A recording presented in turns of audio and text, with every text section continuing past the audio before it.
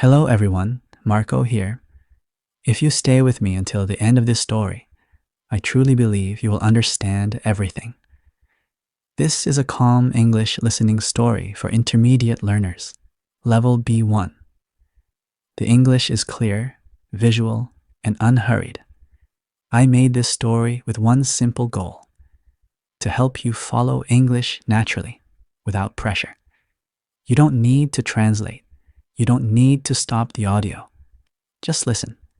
Imagine the images and let me guide you through the story. When this video ends, I want you to feel calm, confident, and honestly proud of yourself for understanding English. So get comfortable and let's begin. I'm sitting on the floor of my living room with my back resting against the sofa and my legs crossed in front of me. The floor feels cool, and I shift my weight slightly until I find a comfortable position. Around me, there are old photo albums and small piles of loose photos that I took out earlier. The room is quiet, and the light from the window falls softly across the floor. I reach forward and pull one album closer. The cover feels a little rough under my fingers, worn from time and use. When I open it, the pages make a soft sound, and I slow down without thinking about it. I turn the first page and look at the photos carefully, one by one. The first image shows a younger version of myself, standing in front of a house I no longer live in. I remember that day clearly now, even though I had not thought about it for years. The sun was bright, and I remember feeling relaxed, without pressure, without plans. I placed the album on the floor beside me and leaned forward to look closer. I touch the floor with my free hand as I move, feeling its cold surface again. This simple movement helps me feel present. I take one photo out of the plastic sheet and hold it gently by the edges. The colors are slightly faded, but the moment is still clear. I place that photo in a small pile and reach for another album. As I open it, I notice that my breathing stays slow and steady. There is no rush. Tonight is quiet, and I'm not trying to finish anything quickly.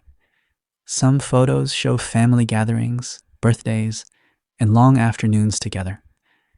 I remember voices, laughter, and the smell of food in the air. Other photos show trips I took years ago. At the time, I thought I would remember every detail forever, but now only parts remain, and that feels fine. I change my position and stretch my legs for a moment, then sit cross-legged again. The movement feels good. I continue sorting the photos into small groups, not following strict rules, just simple ones that feel right. Some go back into albums. Others stay out on the floor. I pick up a photo of an old friend. We are sitting close together, smiling at the camera. I remember how often we used to talk back then, how easy everything felt. We do not speak much now, but the memory does not hurt. It feels calm, like something complete. I place the photo down gently and look at the next one. This one is from a more difficult time. I remember feeling unsure and tired back then, wondering what would come next. I turn the photo over, look at the date written on the back, and then place it in a separate pile. I do not avoid it, but I do not stay with it for too long. I lean back against the sofa and rest my hands on my knees for a moment. The room feels still. Somewhere outside, a car passes, but the sound is distant. I feel steady, sitting here between the past and the present. When I continue, I notice something simple. These photos are not asking me to judge my life. They are not asking questions. They are just moments, frozen in time, waiting to be seen again. I move one photo closer to the window where the light is better. The colors become warmer, and I smile slightly. I remember thinking at the time that this moment would last forever. It did not, but that does not make it less real. As I keep organizing, my thoughts move gently between then, now, and what might come next. I wonder where some of these people are today. I imagine future days where I might sit like this again, opening the same albums, older than I am now. I pick up another album and feel its weight in my hands. It is full. When I open it, the pages stick together slightly, and I separate them carefully. My fingers move slowly, with attention. Each photo asks for a little time. I remember days when life felt busy and loud, when I never stopped to look back. Tonight feels different. Tonight feels simple. I am not trying to understand everything. I am just looking. I adjust my position again, moving closer to the pile in front of me. My knee touches the floor, and I notice the coolness through my clothes. The physical feeling brings me back to the room, to this exact moment. Some memories feel close, almost alive. Others feel distant, like scenes from a story I once heard. I accept both without effort. At one point, I realize that I have been smiling without noticing. The feeling surprises me. I am not excited, not emotional, just calm. This is enough. I start placing some photos back into the albums, sliding them carefully into their places. Others stay out. Not everything needs to be finished tonight. I know I can return to this later. I think about how life moved forward, even on days when I felt stuck. I did not always notice it happening, but it did. Looking at these photos now, I can see it more clearly. I stand up slowly to stretch my back, then sit down again on the floor. The albums are now stacked neatly beside me. The loose photos are fewer. The space around me feels more organized, and so do my thoughts. I gather the last photos and look at them one final time. I do not search for meaning. I simply let the images exist. This moment feels like a moment to remember, not because it is special, but because it is quiet and honest. I close the albums one by one and place them where they belong. Before leaving the room, I look back at the empty floor.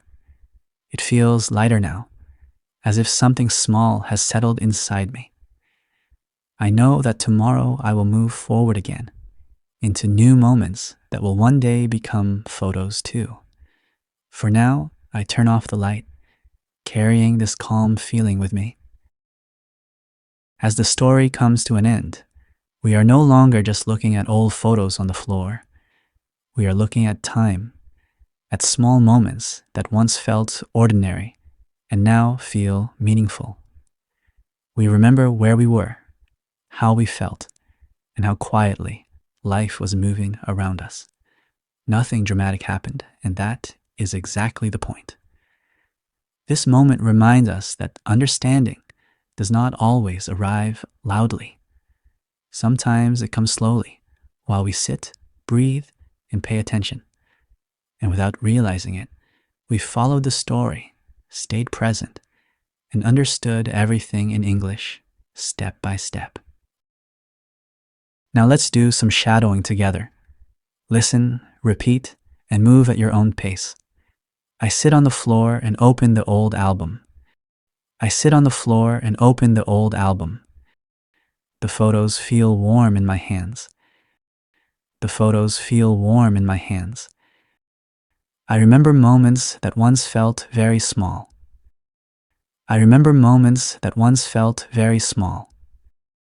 The room is quiet, and I breathe slowly. The room is quiet, and I breathe slowly. I move one photo to the side. I move one photo to the side. I smile without trying to. I smile without trying to. Time feels slower in this moment. Time feels slower in this moment. I stay here a little longer. I stay here a little longer.